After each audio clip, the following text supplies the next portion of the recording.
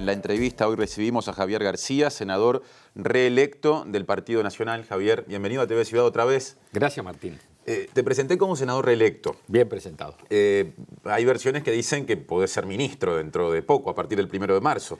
Él está muy bien presentado como senador y todo lo que corresponde a eso son preguntas que hay que derivarle al presidente. Ajá. ¿Y cómo recibís las consultas que seguramente en Catarata recibiste a partir del momento en el que por lo menos los medios de comunicación manejaron tu nombre como eventual, habrá que verlo, ministro de Defensa Nacional? Les contesto lo mismo que te estoy contestando a ti, ¿no? Es decir, todo lo que significa, yo estuve reunido la semana pasada con Luis, todo lo que, y hablamos de cosas de gobierno, obviamente, ¿no? Todo lo que significa la integración de gabinete y las designaciones y los anuncios es tarea del presidente electo. Así que esta respuesta que te acabo de dar es la que he dado a todos tus colegas que me han preguntado. El presidente electo tiene por estos días, y es obvio, natural, una agenda cargadísima de reuniones. Quizá la más esperada, una de las más esperadas, fue ayer por la mañana cuando concurrió a la Torre Ejecutiva para encontrarse con un equipo de gente, con el actual presidente Tabaré Vázquez a la cabeza, oficializando la transición. Hubo sensaciones positivas, según él mismo lo dijo, y uno lo podía ver en imágenes en conferencia de prensa posterior. Y por la noche se da la polémica a raíz de la cuestión de las tarifas. Lo primero que uno piensa es que poco duró esa especie de luna de miel o de vínculo positivo. ¿Qué sensación te deja? Contradictoria, porque es más, no fue en la noche, fue en la misma mediodía que el ministro de Industria, después que el presidente Tabaré Vázquez y el presidente electo, Luis Lacalle Pou, se reunieron y tuvo ese comienzo de transición muy republicano, muy dialogado. Después una noticia que tiene su impacto, es decir, anunciar que no se va a hacer lo que se hace habitualmente y se va a engrosar el déficit fiscal y se le tira al gobierno próximo algo que debió hacer este gobierno, es una trampa, sin duda ninguna que es una trampa. Que si el ánimo es de coordinar y hacer una transición ordenada, lo único que uno esperaría es que estas cosas se dialoguen. Cuando no se dialogan y se anuncian así con medio por el costado, después que el presidente electo se había ido de la reunión con el presidente de la República, uno dice, bueno, algún grado de intencionalidad hay, porque este volumen tan importante de dinero va a pegar fuertemente en las arcas públicas, ¿no? Ahora, no estuvo omiso Lacalle Pou cuando en julio dijo Monsechi no habrá ajustes a la suba en las tarifas públicas hasta fin de año e incluso hasta el final del periodo de gobierno. Estoy leyendo textualmente algo que transcribe o que transcribió en su momento, en julio, el sitio web de Presidencia, o sea, el órgano oficial de difusión. ¿No hubo una omisión ahí? No. Todos sabemos que Uruguay, uno de los problemas más graves que tiene en materia económica es el agujero negro, el déficit fiscal de casi 5 puntos del PBI, que si todos coincidimos que es uno de los problemas más complejos que tiene el Uruguay, que se engrosó, que se agrandó de mitad de año ahora, obviamente que esta trampa de decir, le paso al próximo gobierno lo que tendría que haber hecho hoy, tiene una consecuencia natural, que es aumentar el déficit fiscal, es decir, aumentar los problemas. ¿Que quién los va a tener? El gobierno que asume. Es decir, cuando se trata de incidir, de distorsionar el programa económico que tenía y que estaba anunciado públicamente el gobierno que fue electo por la mayoría de los uruguayos, notoriamente lo que se está haciendo es algo que no se debe hacer, que no va de la mano con tener una transición dialogada y acordada, ¿no? Ahora, más allá de esa opinión, si estaba anunciado, ¿por qué no se adaptó el programa económico y la propuesta? Claro, si algo así como incluso eventualmente o algo por No habrá ajustes a la suba en las tarifas públicas hasta fin de año e incluso hasta el final del periodo de gobierno. Eso fue lo que dijo en julio. A ver, uno lo buscó en la web, pero lo dijo en aquel momento, claro, ¿no? Por eso te decía que en estos 6 meses que transcurrieron, el problema que ya era importante a mitad del año pasado se agravó sustantivamente. Hay una realidad que es notoria. Y es que el déficit fiscal, que pisa los 5 puntos, es un déficit que nos deja la situación económica muy compleja. Si tú tenés un problema grave y tomás una decisión para agravarlo, racionalmente lo tomás por voluntad propia, lo que estás haciendo es haciéndole una trampa a los uruguayos y al gobierno que viene. Pues lo estás haciendo a los uruguayos. Ahora, ¿el gobierno que viene era consciente de ese anuncio de julio? ¿Durante la campaña? Lo que no era consciente es que el gobierno iba a agravar una situación que ya era compleja, porque la situación de deficitaria en materia fiscal se agravó en el segundo semestre. Siguiendo con este tema, Javier, hoy se reunieron Azucena Arbeleche, Sí. futura ministra de Economía y Sí. Finanzas, desde el 1 de marzo, con Álvaro García, el director de la Oficina de Planeamiento y Presupuesto. Entonces ahí, digamos que esta discusión tuvo mostró otra cara, digamos, ¿no? Desde el Partido Nacional, desde, digamos, la opinión de Arbeleche, se habla de los 400 millones de dólares que costaría esta decisión del actual gobierno. García dijo, eso está mal calculado porque en realidad el gobierno asume en marzo y nosotros decidimos no aumentar en enero. Si habría que calcularlo solo por 2 meses y eventualmente en marzo Pero es un se puede tomar la Un decisión. argumento infantil, absolutamente ¿Por qué? infantil. Y porque uno no puede decir que los ajustes duran por 2 meses. Los ajustes marcan un piso a partir del cual hay una progresión. ¿No? Es decir, me parece la verdad no propia de Álvaro García. ¿Se podría ajustar en marzo o eso está ahí descartado? ya no ingreso en un tema que obviamente te imaginas que está trabajando. Pregunta para Arbeleche sería esa. Claro, no voy a estar yo. ¿Qué pasa con los 900 millones de ahorro? Antes de pasar a otros temas, sí, Es más el propios de tu agenda. compromiso que asumimos, ¿no? Lo dirigimos por todo el país. Es lo que la ciudadanía votó, el camino que elegimos y es un camino que apela a impulsar el desarrollo y el crecimiento. Lula dijo muy claro, el tiempo donde los uruguayos, trabajadores, ponían de su bolsillo está agotado. Ahora le corresponde al gobierno y por lo tanto tenemos que ser eficientes en el gasto de forma tal de poder devolverle. Y es la voluntad que tenemos, devolverle a los trabajadores, al comerciante, al productor, en materia de rebaja de energía eléctrica y combustible, de acuerdo al ahorro que hicimos. El gobierno baja sin hacer ahorro, es la diferencia, el gobierno actual, si aumenta el déficit fiscal. Los temas de economía son fundamentalmente de la agenda de Arbeleche. Los de defensa, dejando de lado la cuestión de si ministerio sí o no, tranquilo. Los has manejado siempre Por en el eso, Parlamento. te contesto como senador integrante de la Comisión de Defensa. Antes de meternos, antes de meternos en cuestiones programáticas del que será el nuevo gobierno, ¿cuándo nace tu interés por esa temática? En el año 2005. Ajá. Fuiste electo diputado ya. Fui electo en mi segunda legislatura, yo he sido electo en el 94, 95 al 2000, después no fui electo, y la segunda legislatura fue del 2005 al 2010. Claro. Habitualmente las comisiones de defensa no son las comisiones más deseadas en el Parlamento. ¿Ah, no? No. Y eso que hay varios especialistas. Hay un código no escrito en el Poder Legislativo, no escrito, que tabula las comisiones.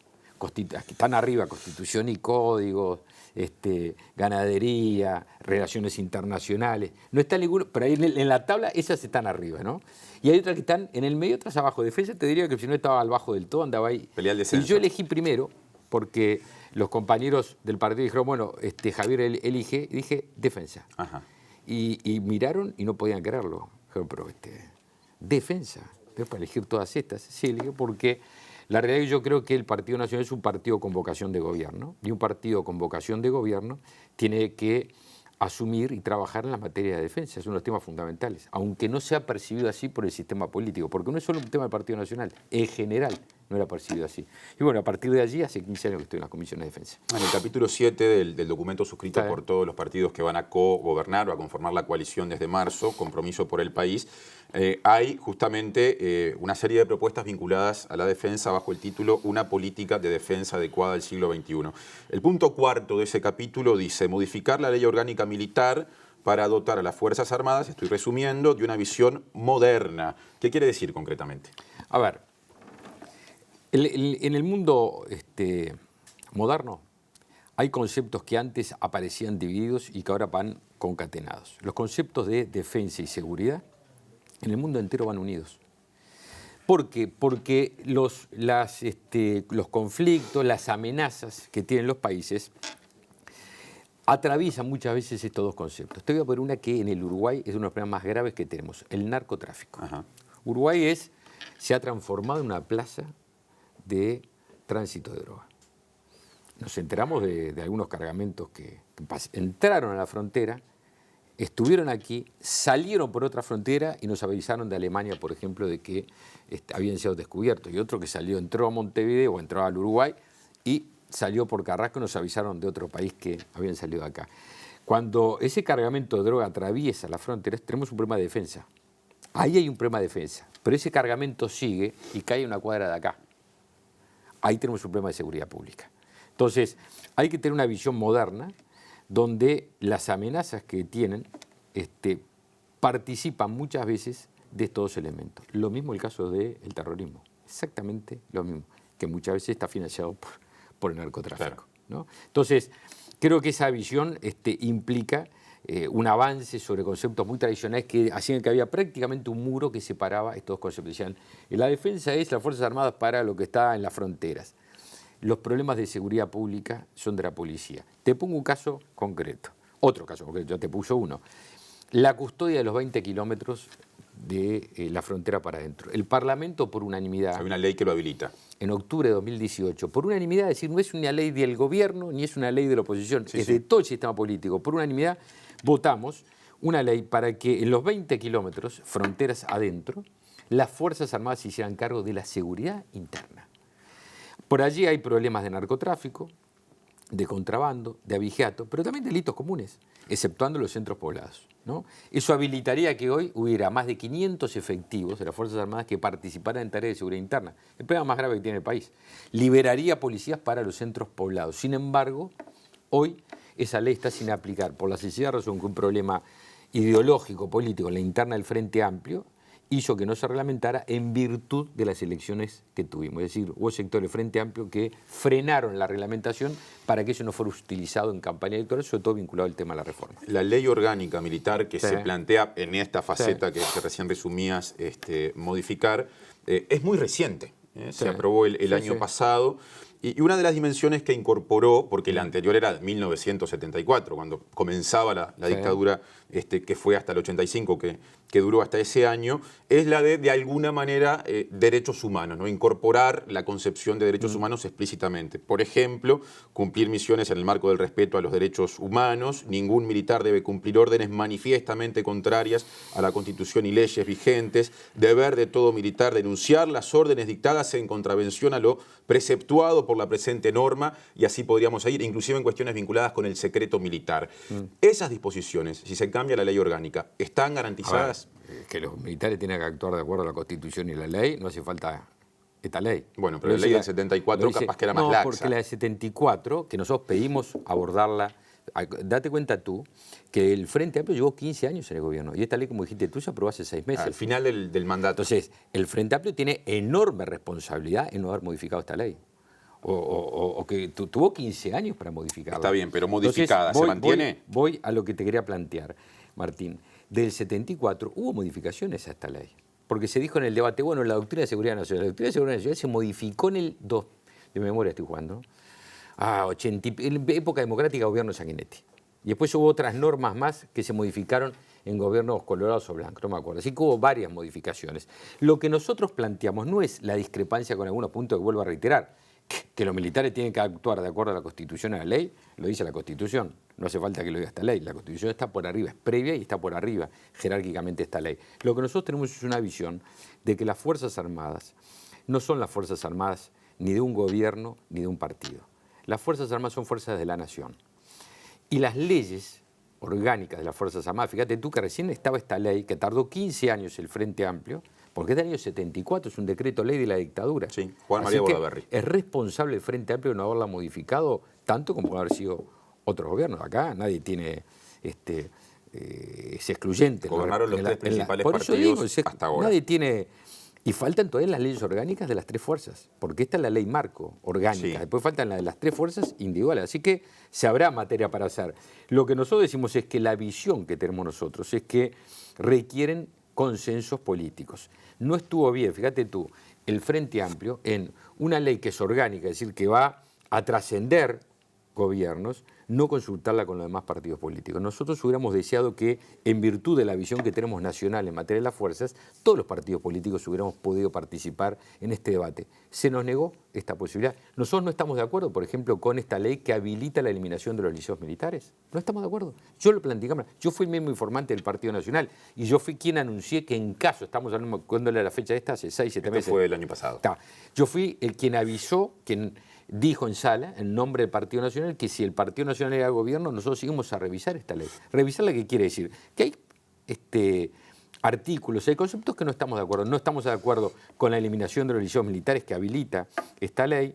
No estamos de acuerdo con la eliminación de las cantinas militares. Vos sabés que las cantinas militares, a pesar del nombre, lo que significa es un sistema que permite que el soldado, que es el empleado público, el servidor público más pobre de toda la administración, según cifras que el propio ministro Menéndez, fallecido, divulgó en su momento, el 50% de los soldados están abajo de la línea de pobreza, mientras en la población general no llega al 10%, en los soldados es 5 veces más. Y las cantinas militares lo que habilita es que puedan tener acceso a una canasta de alimentos muy baratos. García, se nos va el tiempo. Por ejemplo, secreto militar, dice la actual ley orgánica, no podrá invocarse cuando la información solicitada se refiere a violación de derechos humanos o sea relevante para investigar, prevenir o evitar violaciones de los mismos. ¿Esto se va a mantener? Eso lo solicita la justicia. Esos son, ¿cómo te voy a decir? Llover sobre cosas que ya están determinadas, porque cuando el Poder Judicial lo solicita, no hay nadie que se pueda Pero la redacción negar. Entonces se puede dejar así como está. Yo te decía, nosotros tenemos... Pero sí o no. A ver, Martín, este tipo de cosas, como las que tú lees y otras que están incluidas, nosotros podemos compartirlas. Hay otras que no las compartimos. Entonces, queremos que sean fruto de un acuerdo, que todos los partidos políticos estén de acuerdo. No queremos, como dijo la actual vicepresidenta de la República, la senadora Topolansky, hace unos años atrás, cuando José Mujica era presidente, dijo, nosotros tenemos una visión donde las Fuerzas Armadas tienen que ser fieles al proyecto de Frente Amplio. ¿Te acuerdas de esas declaraciones? Sí, claro. Y dijo, para ello necesitamos que por lo menos un tercio de los oficiales sean fieles al proyecto del Frente Amplio y por lo menos la mitad de la tropa. Nosotros estamos en las antítesis. Claro, pero este texto dice que sean fieles al respeto de la Constitución y la norma. Pero eso no hace falta la ley. Lo otro lo dijo Topolansky, que no está en esta mesa. Cuando un militar no es fiel a la Constitución, es un militar golpista. Hay una sola forma de ser militar, que es el sujeto a la Constitución. Es como si tú un elemento más de defensa y seguridad, porque tenemos que ir a un tema de hoy. Porque le quiero cambiar de tema porque lo dijo Bayardi y creo que esto le va a interesar. Martín, pero una cosita, comprendemos que no hay ninguna novedad que un militar tiene que actuar de acuerdo a la Constitución. No hace falta que esta ley pero no siempre ha ocurrido en la historia nacional. Por eso me interesa no por violar esta ley, por violar la Constitución, Martín. Está bien, pero cuando una ley lo explicita, capaz que de ninguna manera conseguimos establecer algún freno. Por eso le hacía las preguntas con respecto a la redacción. Martín, no hay ley que sea un freno en este caso, es la Constitución el freno. Si en el militar se debe al mando civil y político, no hay otra forma. Cuando viola eso, está fuera del mandato legal. Y acá en Uruguay vivimos estos casos. El último tema, antes de irnos, porque insisto que le va a interesar lo que viene. Hoy Bayardi, el actual ministro de Defensa Nacional, habrá que ver si usted lo sucede o no, pero eso sabemos que no lo profundizaremos hoy, dijo que ante desmanes como los de la zona de Quibón, determinada, digamos, un sector del funcionariado de Prefectura Nacional podría colaborar en la seguridad. ¿A usted qué le parece? Es que lo tiene que hacer por ley. Porque eso es jurisdicción de la Prefectura Marina Nacional. de la Armada, dijo él especialmente. Infantería de Marina. Esa franja es jurisdicción de la Prefectura Nacional Naval. Esa franja donde fueron. O sea que la Prefectura tiene, las Fuerzas Armadas tienen, en el caso de la Prefectura y en el caso de la Fuerza Aérea en los aeropuertos, ejercen de policía. Uno de policía aeronáutica, el otro, en el caso de la Prefectura, de policía en una franja que va de la ribera para adentro, de la costa para adentro. De hecho, ahí participaron. Después vino un refuerzo de la Guardia Republicana. Pero ya que tú me hiciste una pregunta del sábado noche, yo te agrego una postilla. Sí. Lo que es increíble, Martín, absolutamente increíble, es que se hubiera advertido, que hubiera posteos en las redes sociales de un episodio que había sucedido el sábado anterior, previo a las elecciones, y que volvió a suceder ahora con brutal violencia y agresividad, y el Ministerio del Interior. ¿Los servicios de inteligencia no vieron los posteos que vieron miles de personas? Es decir, la negligencia del Ministerio del Interior en no prevenir y no disuadir algo que estaba manifiestamente anunciado que iba a pasar, que pudo haber terminado en desgracias aún mayores, y eso que fueron importantes los destrozos, la verdad que es una cosa alarmante. ¿A qué le atribuye un fenómeno como el del sábado? Los dos sábados, en todo caso. A ver, cuando un episodio es con esta continuidad, 2 sábados de corrido, con esta violencia y avisado, para mí que sean espontáneos, la verdad que yo tengo serias dudas. ¿Y a dónde apunta la sospecha, digamos? No tengo otros elementos, pero la verdad que haya, no sé, 100 personas que actúen, eso no se actúa, cada uno hace lo que quiere. Vayan al mismo lugar, lo avisen. Gente que va al lugar habitualmente, porque pasa un rato ahí en la Rambla de noche, dice no vayan esta noche porque esta noche se va a pudrir todo. Es decir, existe cierto tipo de horario, no crece la gente así espontáneamente. ¿Cuál es la razón? Tenemos que ir. Ayer Luis Lacalle Pou en Telemundo descartó vinculaciones con asuntos políticos. ¿Usted está de acuerdo con esa interpretación con respecto a estos hechos? Luis dijo exactamente lo mismo que estoy diciendo yo, que hay que investigar un poco porque llama la atención esto, exactamente lo mismo. Gracias, Javier, y Martín, hasta la próxima. Como siempre es un gustazo Veremos en qué carácter. estar por acá. De invitado.